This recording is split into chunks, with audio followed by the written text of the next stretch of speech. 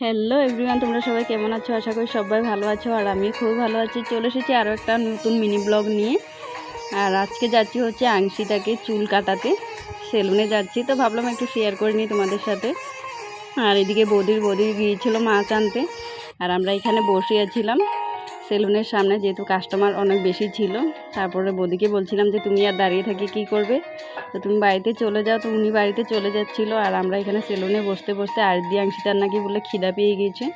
তো ভাবলাম আর বাড়িতে যাই না, আর এখানে আছি যখন বাজার থেকে কিছু খাইয়ে দিই। তো চলে এসেছি, সাথে আমরাও ভাবছি একটা পরোটা খেয়ে নেবো। তো নিয়ে নিয়েছিলাম পরোটা, আর বৌদি তো খাওয়া শুরুই করে দিল এইদিকে।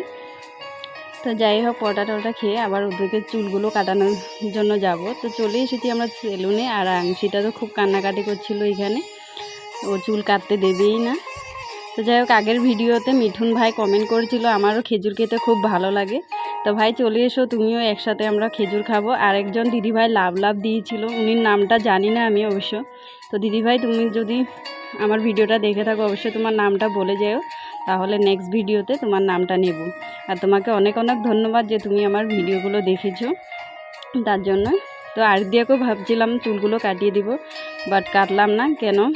ও কান্নাকাটি করছিল দেখে ওরও মুড অফ হয়ে গেছিলো, তাই আর কাটলাম না। তো চলে এসেছি বাড়িতে, আর আসার সময় একটু ফ্রুটি নিয়ে এসেছিলাম সবাই মিলে বসে খাবো বলে। তো যাই হোক, আজকের ভিডিওটা এই পর্যন্তই। দেখা হচ্ছে নেক্সট ভিডিওতে। তত সময়ের জন্য টাটা, বাই বাই।